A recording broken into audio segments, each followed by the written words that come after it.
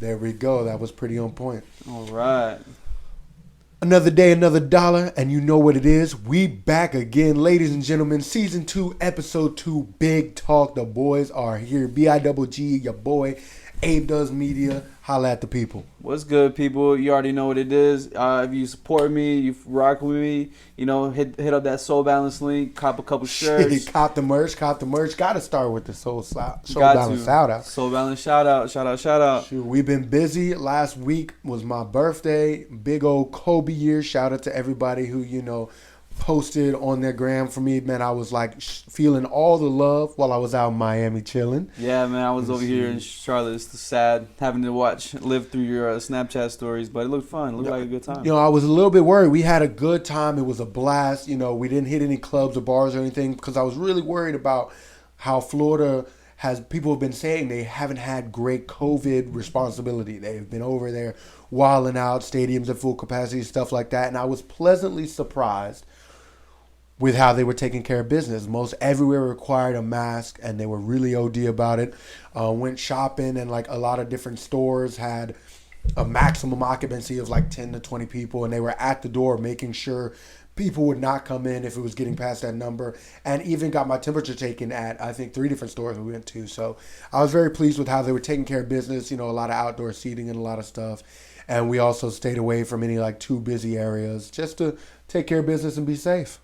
Sounds like Miami is treating the pandemic right. They're doing the what do you call it? Pandemic in the right way. Pandemic protection. Yep. Something like that. That PP, big right. PP vibes. COVID go away, come again, never ever again. Yeah, man, and stuff like that is going to help us prevent this national lockdown. Everybody has been talking about, oh, Biden's going to lock stuff down, like the governor's going to lock stuff down, and you know we were going to talk about it and do our research, and we kind of found that's smoke. Yeah, so we actually came across this live news interview from CBSN interviewing Biden, and basically he was claiming that he will not shut down the economy, and this was just said on November 14th. So unless he changes his mind since then, he is not planning on doing an economic shutdown again.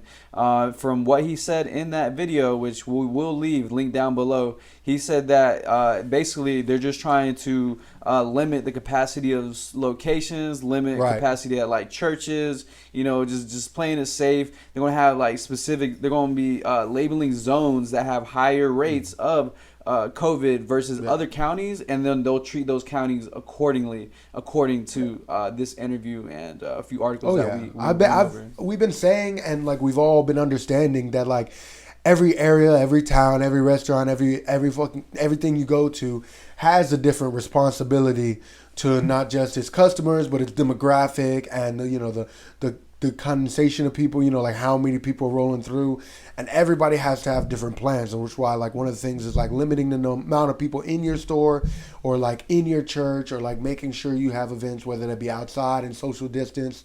I've been seeing a lot of people blow up about certain things, and I'm like, well, look at the situation of each of it and think about that individually. Yes, some people have to be OD, and you've been going hard this long, you might as well continue.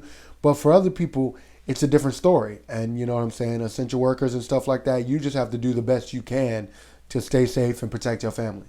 Right. So, yep, looks like according to Biden and according to his interview, just as of a few days ago, looks like he's not planning on doing another shutdown. So that's really good. Right. But shoot, and you know, people are thinking it's about to get rough out here, and you know, honestly, I know we're all thinking the same thing. Nothing can get as rough as that Christmas tree they put in the Rockefeller Center. That thing was looking very rough. If y'all haven't seen the picture, I guarantee it'll be right here in the editing. That is one ugly ass tree. Yeah, so it looks like it rolled out of bed. You know what I'm saying? I had a nasty hangover from partying with Matt for his birthday or something. It couldn't hang. It looked like it's got a receding hairline. It looked like the advertisements for those like starving African kids. It looked like the tree version of that. It looks like it'll hold like maybe like 3 or 4 ornaments tops. And I read an article, which I'll leave that link down below. It said that tree was an 80-year-old tree that they chopped down. they should have just left that tree just growing. That tree was minding its own business. That, nobody chopped it down in 80 years. It wasn't meant to get chopped down now. That tree needed to grow an extra few branches before they would have chopped it down, in my opinion. But the word is they got it there, and they found an animal in it. Like they found an owl. The owl has apparently been rescued and is scheduled to be released on the facility grounds in New York. But they found animals in it. Like, guys, I don't think we did our vetting on this tree. I don't think the pictures they send, I mean, they got catfished. Bruh. They got tree catfished. Somebody was like, buy my tree, I got you. Yeah, I got and they did tree, not deliver. They did not deliver a perfect Christmas tree. Yeah. So, you know. It's another little bit of tidbit news. That was social media news. Twitter has stories now. So, you know, you got a new place to you get ignored at that now. Sound like oh shit, it sounds kind of like Instagram Reels, TikTok, all this. Snapchat. But you know, all of the social medias are copy that because TikTok has became so popular. And I was shout out to my boy JP who came this weekend, and we were talking about how all of these platforms have adopted the Reels is what they're kind of labeling them all. Even though that was Instagram's name and TikTok came first, I started to call them Reels because it's like Twitter Reels, Instagram Reels, and then now it's like Snapchat tidbits or something like that. No, so what is Twitter called? So Twitter, it's not like Reels like TikTok. So it's literally just like an Instagram story. It's like a Snapchat story. So people have been going crazy because like, you know, typically Twitter's known for just like you put something out, you know, it's out. It's there. It's a solid word. Right. You're done. So now you're able to just put up a little story, 24 hours, blah, blah, blah. People are going crazy about it. So just something random. People are going crazy about it. And, you know, that's little clips, man. If that just shows you how short everybody's attention span is. You know, we appreciate everybody who tunes into our whole podcast.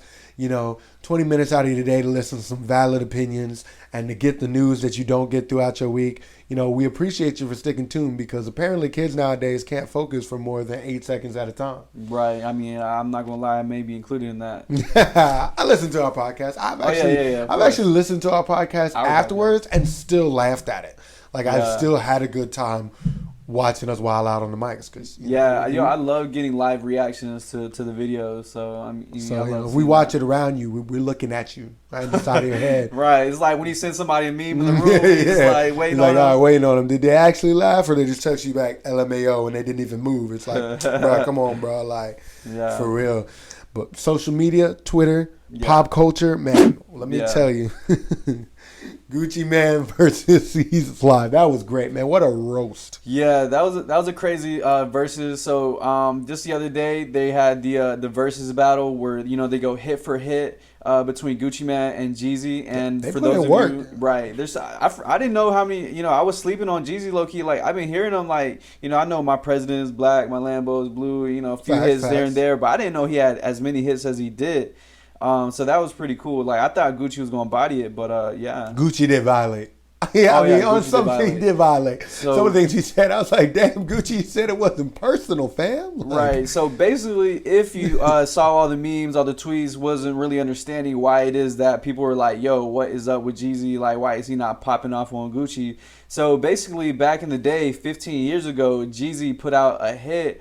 You know, this is, and I'm not, you know what I'm saying? I'm not breaking this story. This is all over the internet. You can find this anywhere, but apparently Jeezy tried to get Gucci killed. Gucci killed, you know, the hitman or whatever. ShecK. Yeah, and that's the beef between them. So that's why they've been beefing for the past 15 years. And that's why he was saying, like, you know, send somebody to me and I'll send them back the way I found the last one. So, yeah, savagery by Gucci.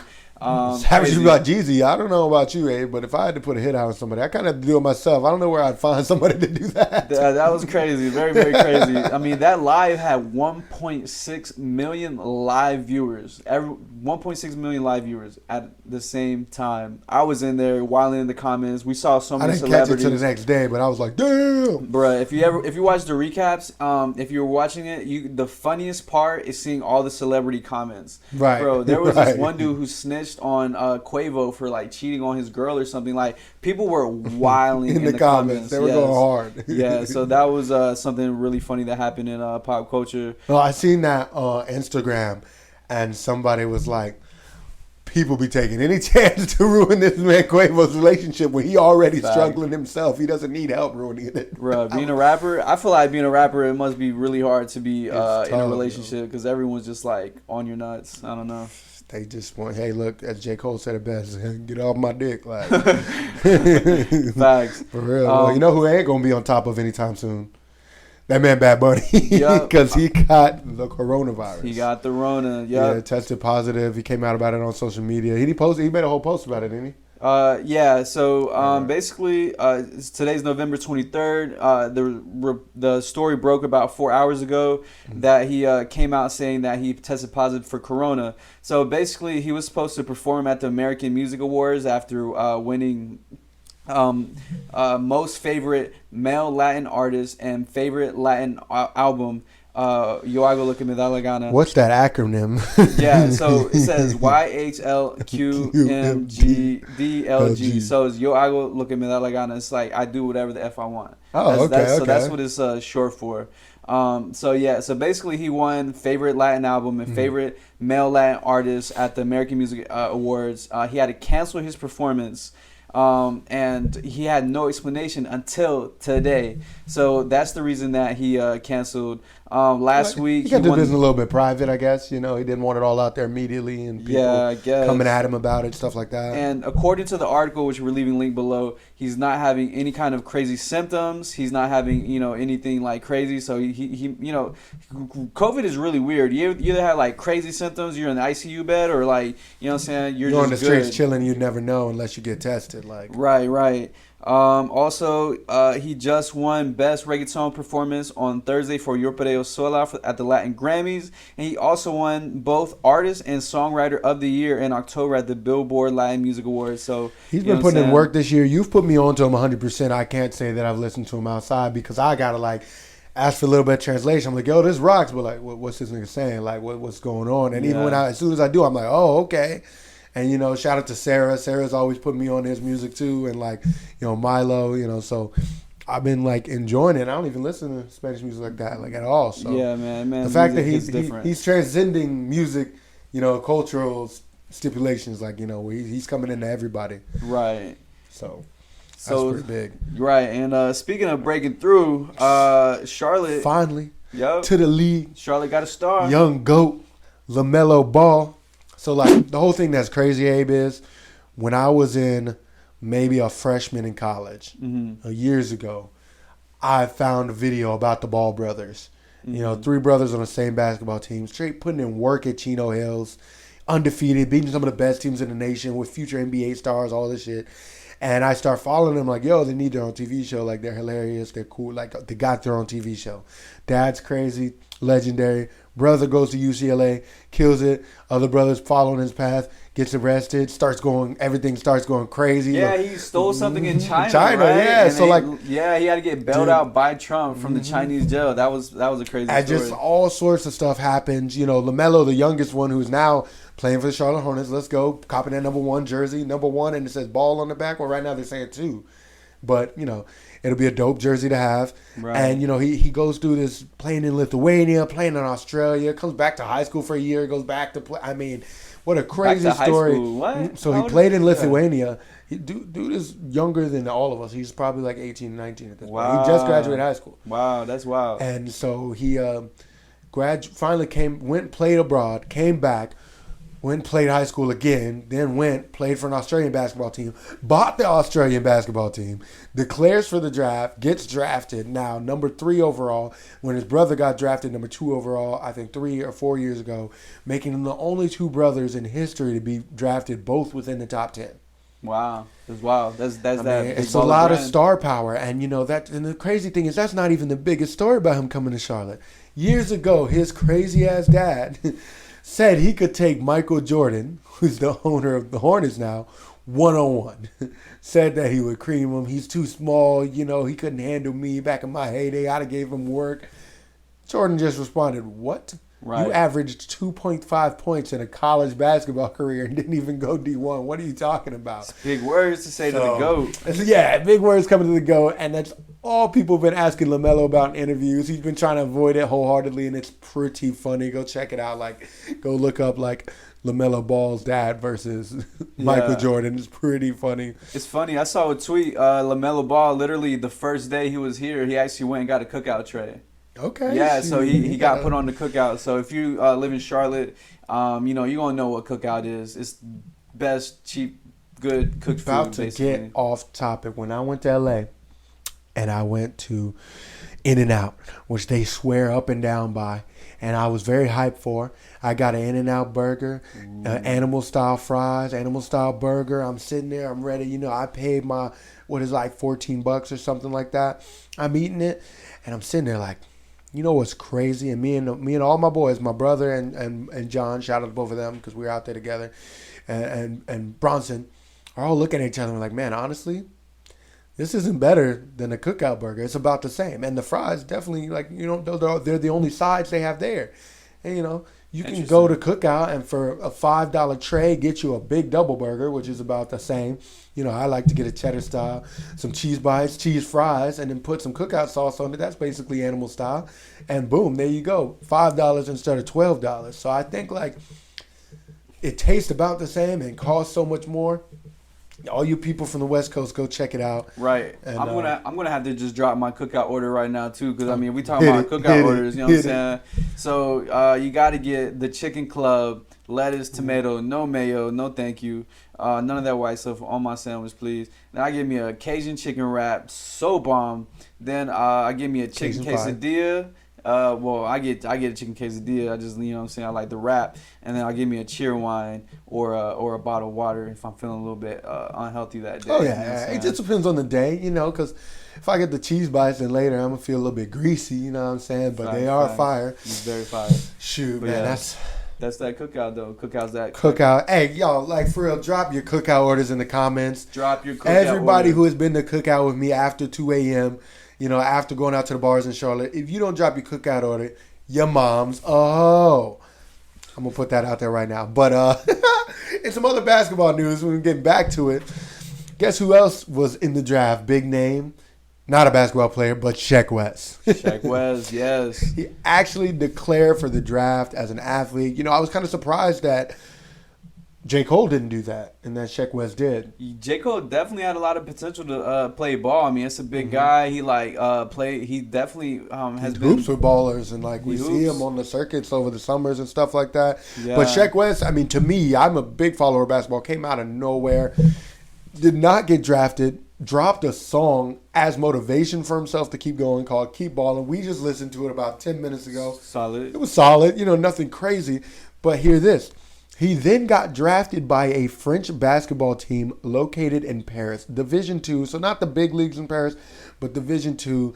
And that's a start. I mean, if you're trying to get your basketball career started, you didn't really play college ball or anything like that, you got to play overseas. And it's actually becoming a valid option for athletes in all sports to start playing overseas because they're starting to catch up and understand how important sports are and how much you can get paid for it. Yeah. I mean, look at all the foreign stars in the league now that are, you know, starting to make an impact and starting to help their team compete with Team America and all the international sports, especially when it comes to basketball. So yeah, I remember when ShecK Wes was first getting big for his first big song, Mo Bamba. I started looking at interviews who is this guy? Who is this guy? So, you know, ShecK Wes, he was actually he was always been playing ball. Oh, yeah. He was actually always playing. I watched some videos. He's valid. Yeah. Yeah. So I think it's crazy that even though he blew up with his music career, you know what I'm saying, he's sticking to his basketball dream. I think that's super commendable. So shout out to ShecK Wes. Dreams to be an athlete, I guess, you know, keep going. You can get famous in different ways and get there. I mean, shout out to Donald De La Haye. I mean, everybody knows him as Destroying, but he's still trying to get to the league as a kicker, and he's been putting in work for years and, you know, started working with NFL people, you know, played in Canada. Man, you can be a big baller some different ways, you know? Yeah, I think that was honestly marketing genius to include his song after you know, everyone was talking about him declaring for the NBA draft. So brilliant marketing move on ShecK Wes's part. So yeah, shout out to you, man. Shout out to ShecK Wes, man. As we come to the end, you already know what time it is.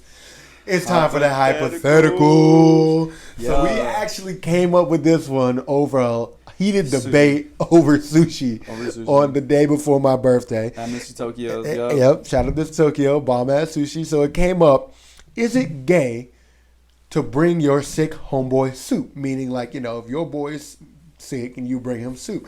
Now, we don't mean gay as in like a homophobic way. Like, we're just saying, like, you know, is that a little bit sus? Like, it's a little bit out there, you know? Yeah, not that there's anything wrong with that. Nothing wrong with it, you know? Feel how you want to feel, my nigga. But is it? Yeah. You know? And so we got into a heated debate, and I think, you know, we said we would give our own opinions, but also before I did that, I want to give some other people's opinions.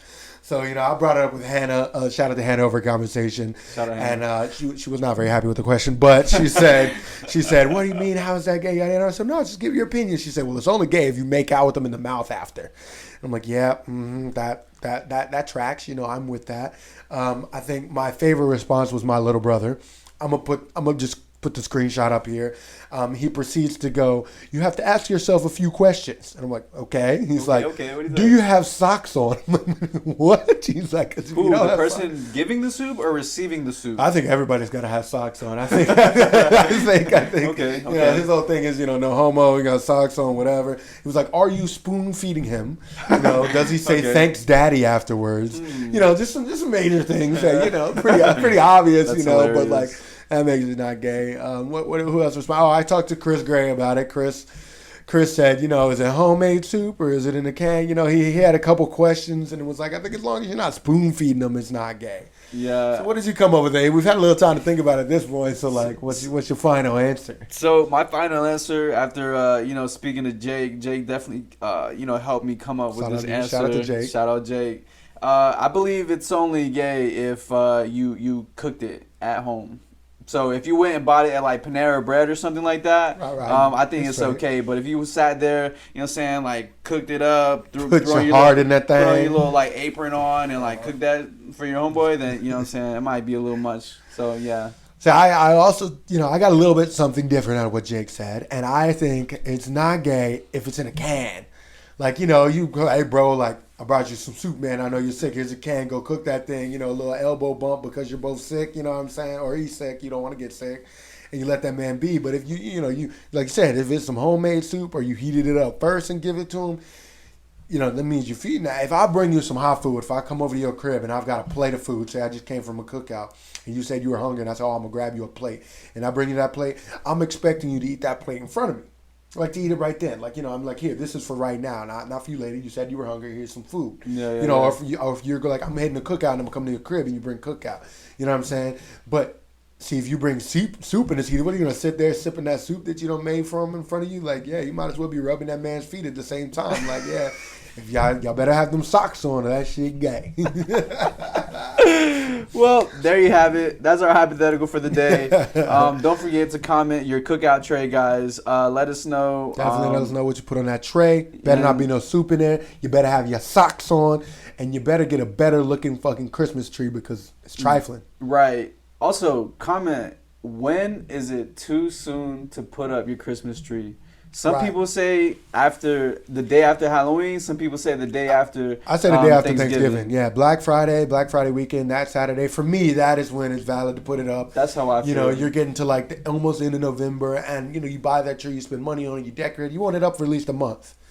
Yeah. Also, if you're trifling like us, you leave it up for like half the year before you take it down. So that's mine will go down to like February, like summertime. Yeah, but it's been a good episode. Baby, tune in next week. Consistency, let's get it. Big talk.